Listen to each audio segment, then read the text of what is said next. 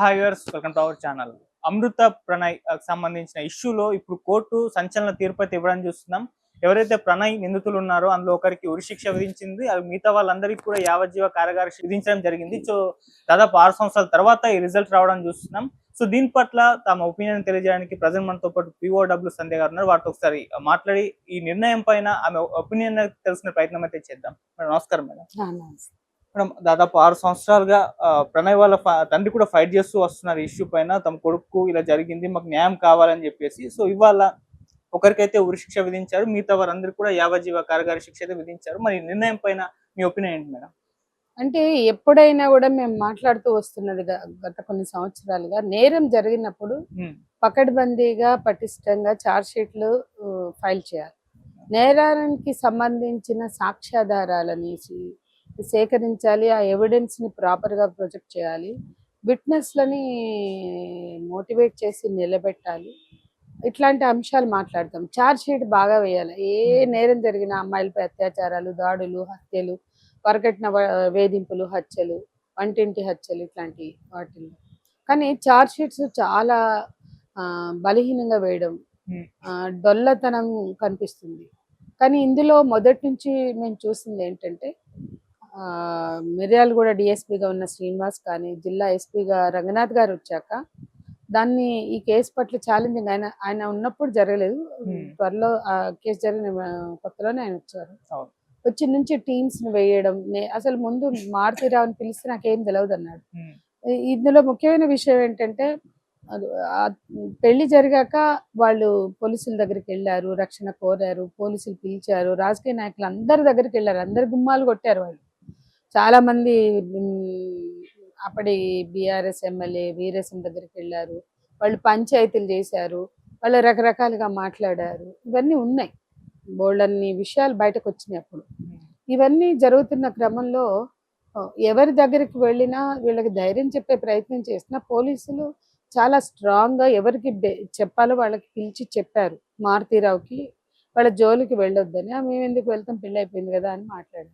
కానీ దానికి భిన్నంగా ఈ హత్య జరిగిన దాంట్లో సుఫారీ గ్యాంగులు వచ్చి చేశారు. ఒక్కడే ఇట్లా బిందాసుగా పోయి చంపేసి వచ్చాడు. ఇవన్నీ చూస్తే చాలా ప్రొఫెషనల్ కిల్లర్స్ అని అర్థమయ్యాక దీని మీద పరిశోధన చేశారు. చాలా దీని మీద అవుట్రీచ్ బాగా వచ్చింది. 1,00,000 మందికి పైగా ర్యాలీలో పాల్గొన్నారు. మేము ఘటన జరిగిన రోజే వెళ్ళిపోయాం. అక్కడ బాడీ ఇంకా రాలేదు ఇంటికి. అమృత హాస్పిటల్లో ఉండగానే వెళ్ళాం, అమ్మాయికి ధైర్యం ఇచ్చాం, మద్దతు ఇచ్చాం. ఆ కేసులో పోలీసులు మొత్తంకి సుపారీ గ్యాంగులు ఉన్నట్టు నేరస్తులు ప్రొఫెషనల్ కిల్లర్స్ అని పట్టుకున్నాక దానికి మంచి టీమ్స్ని పెట్టి వర్క్ చేశారు. ఎప్పుడైతే అప్పటికి 4 సార్లు మాట్లాడినా ఒప్పుకునేవాడు, ఒక నైట్ వీళ్ళదైన పద్ధతుల్లో మాట్లాడడం మొదలు పెడితే అతను బర్స్ట్ అయిపోయి ఒప్పుకున్నాడు. అట్లా అన్ని సాక్ష్యాధారాలు సేకరించి అతన్ని అరెస్ట్ చేశారు. ఆ తర్వాత అతన్ని అరెస్ట్ చేస్తే వైశ్య సంఘాలు వ్యతిరేకించింది. అతను బెయిల్ మీద విడుదలైనప్పుడు అతనికి హారతులు ఇచ్చి నీరాజనాలు పలికారు. ఇవన్నీ జరిగినాయి. అంటే మొత్తం సమాజంలో ఆ అరెస్టుని వ్యతిరేకించడం, ఆ హత్య మీద భిన్నాభిప్రాయాలు వ్యక్తం చేయడం, కింది వర్గాలు, మహిళా సంఘాలు, ప్రజాస్వామికవాదులు, అభ్యుదయవాదులు అంతా కూడా హత్యను వ్యతిరేకించారు. సాంప్రదాయవాదులు మొట్టమొదటిసారిగా మేము సమాజంలో సాంప్రదాయవాదులు, అభ్యుదయవాదులు ఒక ఘటన మీద చీలిపోవడం చూసాం. అది అమృత ప్రణయ్ ఘటన. చాలా ఆశ్చర్యకరంగా న్యూట్రల్ గా ఉంటారు అనుకునే వాళ్ళు కూడా మారుతీరావు వైపు మాట్లాడడం, ఆ అమ్మాయిని వాళ్ళు ఏదో ప్రీ వెడ్డింగ్ షూట్ చేసుకుంటే రెచ్చగొట్టారని రకరకాలుగా మాట్లాడారు. సరే, ఏది ఏమైనా సమాజంలో ఇటువంటి పెళ్లిళ్ల పట్ల ఉన్న ఇన్నర్ గా వాళ్ళకున్న ఆగ్రహాన్ని ఈ ఘటన సందర్భంగా వ్యక్తం చేశారు. దాని ఫలితంగా ఏమంటే, వారంకే ఒక ఘటన హైదరాబాద్ లో మాధవి సందీప్ల ఘటన జరిగింది. మనోహరాచారి మాధవి తండ్రి. అట్లా వరుస ఘటనలు జరగడం, మారుతీరావు వైపు సింపతిని బహిరంగంగా వ్యక్తం చేయడం, సోషల్ మీడియా వేదికగా అమృతని ట్రోలింగ్ చేయడం, ప్రణయ్ని, చనిపోయిన ప్రణయ్ మీద దుమారం లేపడం, బురద జల్లడం, ఇటువంటి అన్నీ జరిగినాయి. కానీ ఇక్కడ అభినందించవలసిన విషయం ఏంటంటే, పోలీసులు స్ట్రాంగ్ గా నిలబడ్డారు, సపోర్ట్ చేశారు అమృతకి అవసరమైనటువంటి ఇచ్చారు. మధ్య మధ్యలో వాళ్ళ ఇంట్లోకి అగంతకులు ప్రవేశించడం, వీళ్ళని భయపెట్టడం, బెదిరించడం, ఆమెని డెలివరీ కానివ్వము అని చెప్పడం. ఆమె డెలివరీకే భయపడింది. నేను ఆహ్, ఆహ్, ప్రొఫెసర్ సాయిబాబా ఘటనలో ఆయన అరెస్ట్‌కి వ్యతిరేకంగా ఢిల్లీలో మీటింగ్ జరుగుతుంది. అరుంధతి రాయ్ గారు పెడితే వెళ్ళారు. నేను తెల్లారి రావాలి, ఆ రోజు ఫోన్ చేసి డ్యూ డేటు, మాకు భయమేస్తుంది, మేము ఎవరిని నమ్మం, మేము హైదరాబాద్ వస్తాం, మీరే ఎక్కడో ఒక దగ్గర మీ సమక్షంలోనే డెలివరీ అవ్వాలి అని మాట్లాడారు. నాకు అసలు టికెట్ కూడా లేదు, తెల్లారికుంది. నేను అప్పటికప్పుడు టికెట్ ప్రీపోన్ చేసుకుని వచ్చాను. నేను ఢిల్లీ నుంచి హైదరాబాద్ వచ్చే టైంకి వాళ్ళు మిర్యాలగూడ నుంచి వచ్చారు. మేము అప్పటికప్పుడు ఎవిటా ఫెర్నాండెజ్ని, ఆమె అక్కడ చూపించుకోవాలి, అంతకుముందు అంత వేరే చోటు చూపించుకోవాలి. మళ్ళీ ఎవిటా ఫెర్నాండెజ్ గారితో మాట్లాడి ఫెర్నాండెజ్ హాస్పిటల్లో జాయిన్ చేసి అక్కడ డాక్టర్ తేజస్విని అని ఆమె చాలా స్ట్రాంగ్గా నిలబడ్డారు. ఫర్ ఎగ్జాంపుల్ ఎవ్వరూ అలౌ చేయకూడదు, బాలస్వామి, ప్రేమలత, నేను తప్ప అన్నందుకు స్టీఫెన్ రవీంద్ర గారు వస్తే కూడా అలౌ చేయలే. ఇది ఇన్స్ట్రక్షన్స్ అని చెప్పి పంపించారు. పోలీసులు కూడా ఇక్కడికి వచ్చేటప్పుడే ఈ కేసులో ఆద్యంతము డిఎస్పీగా ఉన్న శ్రీనివాస్ గారు, ఎస్పీ రంగనాథ్ గారు వీళ్ళు చాలా కేర్ బాధితురాల పక్షాన్ని తీసుకున్నారు. నేరస్తుల్ని విచారించినాక ఎవిడెన్స్ని రికార్డ్ చేయడంలో, విట్నెస్లని నిలబెట్టడంలో, మోటివేట్ చేసి నిలబెట్టడంలో దీని మీద చాలా మంచి కృషి చేశారు. అది బాధితురాలకి, వాళ్ళ కుటుంబానికి, అంటే బాలస్వామి, ప్రేమలతలు కూడా చాలా విశ్వాసం కలిగించింది. ఆ దశలో వాళ్ళు ఎక్కడికి వెళ్ళినా వీళ్ళకి ఇన్ఫార్మ్ చేసేవాళ్ళు. ఎందుకంటే వాళ్ళకి పోలీస్ సెక్యూరిటీ ఉండేది 2 షిఫ్టుల్లో, ఉదయం 2, సాయంత్రం 2. వాళ్ళు ఎక్కడికి వచ్చిన, ఈవెన్ మా ఇంటికి వచ్చినా నలుగురు కింద నిలబడాల్సిందే. అట్లా బయటికి వెళ్ళిన, హాస్పిటల్కి వెళ్ళినా పోలీస్ సెక్యూరిటీ ఉండేది. అట్లాంటి బందోబస్తుల మధ్యనే మొత్తం డెలివరీ వరకు, ఆ తర్వాత కూడా ఉండాలి చాలా కాలం, 2-3 ఏళ్ల వరకు. ఆ బాబు కూడా ఏమైనా అవుతుందేమో అని. అట్లాంటి స్థితిలో వాళ్ళు అడుగడుగున భయంతో వాళ్ళు బతుకుతుంటే, ఒక పక్కన నేరస్తుల్ని పట్టుకోవడం, సాక్ష్యాధారాలు సేకరించి ఛార్జ్ షీట్ బలంగా వేయడం. మారుతీరావు ఎప్పుడు చనిపోయాడు అది కూడా మనం గమనంలో తీసుకుంటే, ఛార్జ్ షీట్ వేసినాక ఆ ఛార్జ్ షీట్ తీసుకుని చాలా మంది లాయర్ల దగ్గరికి వెళ్తే చాలా పటిష్టంగా ఉంది. ఎందుకంటే ఎవిడెన్స్, విట్నెస్లు ఇద్దరు కూడా కోరిలేట్ అయ్యి స్ట్రాంగ్ ఉన్నాయి. అది ఎవరికి చెప్పినా అర్థమైంది. అప్పుడే ఇక నేను బయటికి రాను అంటే, హారతలిచ్చి నీరాజనాలు పలికి బయటకు తెస్తే ఎంత ఉత్సాహంగా తిరిగాడో, ఛార్జ్ షీట్ పడినాక అతను డీల్ అయిపోయాడు. సో ఏ సమాజం అతని ధైర్యం ఇవ్వలేకపోయింది. అప్పటిదాకా ఎంకరేజ్ చేసి సమాజం నిలువుగా చీలిపోయి మారుతీరావు వైపు నిలబడి, మారుతీరావుని ఎంకరేజ్ చేసి ఇటువంటి నేరాలు మరిన్ని పునరావృతం అయ్యేలాగా వ్యవహరించిన సమాజం అతనికి ధైర్యం ఇవ్వలేకపోయింది. ఎవరు కూడా ఆయనకి నిలబడలేరు. అది కరెక్ట్ కూడా కదా, అతను నేరం చేశాడు, హీనియస్ క్రైమ్ చేశాడు. సుపారీ గ్యాంగుల్ని దింపి ఇంకో అమ్మాయి అన్న బిడ్డల్ని చంపించాడు.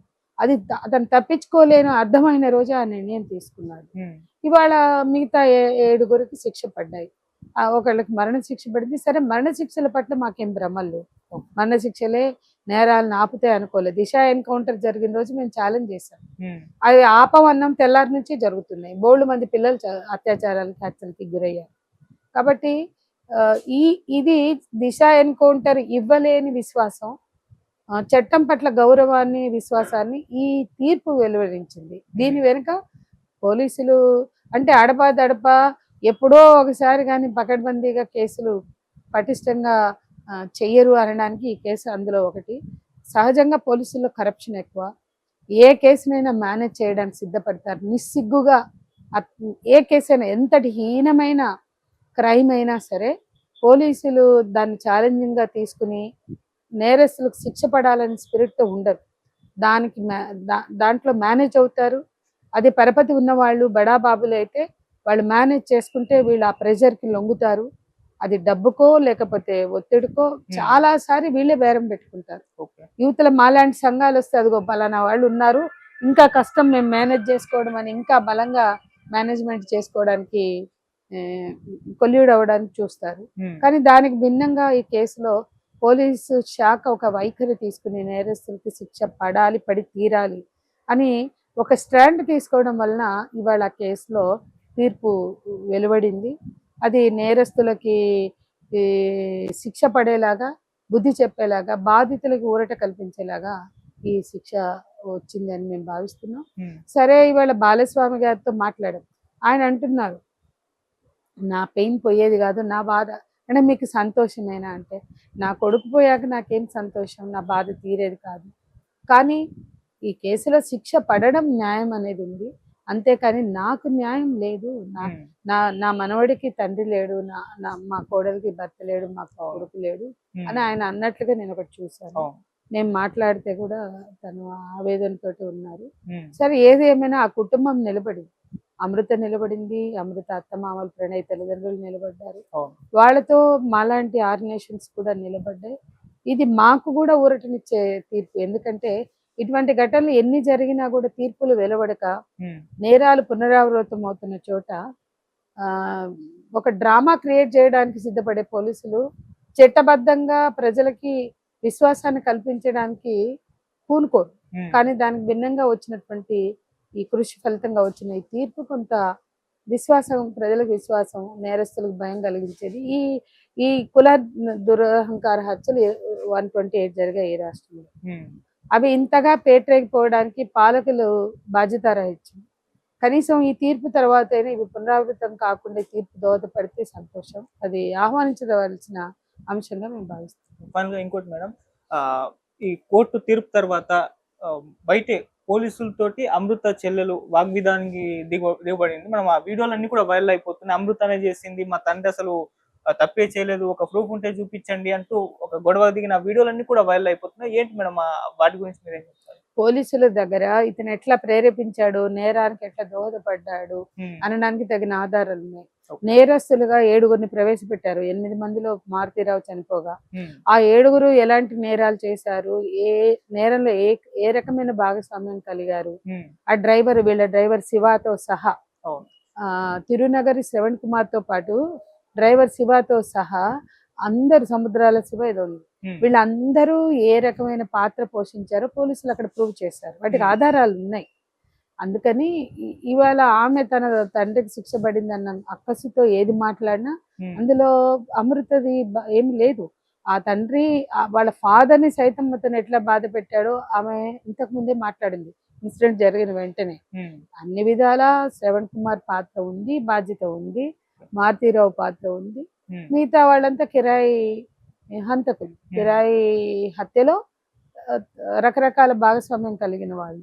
ఆమె ఎంత యాగి చేసినా ఆమెకే తండ్రి కాదు, ఆమె కూతురు కాదు. ఆ ప్రణయ్ తల్లిదండ్రులకి అదే క్షోభ ఉంది. అమృత కూడా అట్లాంటి అవును. కూతురే. ఉమ్, అమృత కొడుకు కూడా ఒక తండ్రిని కోల్పోయిన నిహాన్ కూడా ఉన్నాడు. ఉమ్, కాబట్టి ఏ విధంగా చూసినా ఆమె ఏదో యాగి చేసిందని మీడియాలో హల్చల్ అయినంత మాత్రాన ఉమ్, అది సింథటిక్ గెయిన్ చేయడానికి తప్ప నేరం మాఫీ అయ్యేది కాదు. ఓకే. ఇప్పుడు అమృత గారికి మీరేం చెప్తారు? మనం ఆల్రెడీ తీర్పు వచ్చేసింది, ఆమె కూడా మూవ్ ఆన్ అయిపోయి కొడుకుని పెంచుకుంటూ ఆ వీడియోలన్నీ చేసుకుంటూ మనం చూస్తూ ఉన్నాం. సో ఏం చెప్తారు? ఆమె తన కెరీర్ ని బిల్డ్ చేసుకుంటూ వచ్చింది, ప్లాన్ చేసుకుంది. ఉమ్, మూవ్ ఆన్ అవ్వాలి. ఉమ్, జరిగిన విషాదాలు కూరుకుపోయి ఉండక్కర్లేదు. అమ్మాయి చక్కగా హ్యాపీగా ఉండాలి. తనకి ఇష్టమైన జీవితాన్ని ఎంచుకొని తన జీవితానికి ఎవరైనా తోడుగా ఉంటే వాళ్ళు బ్రాడ్ మైండెడ్ గా తన కోసం నిలబడే వాళ్ళు ఎవరు వచ్చినా కూడా తను దాన్ని అంగీకరించి మంచి భవిష్యత్తు అమ్మాయికి ఉండాలి. ఉమ్, ఆమె ఆమె కొడుక్కి మంచి కుటుంబం ఉండాలి. బాలస్వామి, ప్రేమలతలు వీళ్ళందరూ కూడా కలిసి ఒక ఒక దుఃఖం నుంచి బయటకు వచ్చి ఆ తర్వాత తిరిగి జీవితాన్ని కొనసాగించాలి. మంచి వీళ్ళందరూ కూడా పీస్ఫుల్ లైఫ్ లీడ్ చేయాలి. సమాజంతో వాళ్ళు ఇన్నాళ్ళు నడిచారు. సమాజం పట్ల బాధ్యతగా ఉండడానికి వాళ్ళ శక్తి మేరకు వాళ్ళు ప్రయత్నించారు. ఉమ్. వాళ్ళు నిలబడి ఇటువంటి నేరాలు జరిగినప్పుడు ఆ నేరాలు జరగకుండా వాళ్ళ కాంట్రిబ్యూషన్ ఏదైనా ఉంటే చేయగలిగితే సంతోషం. లేకపోతే వాళ్ళ బతుకు వాళ్ళు హ్యాపీగా ఉంటే అంతకన్నా కావాల్సింది. Right madam, thank you so much.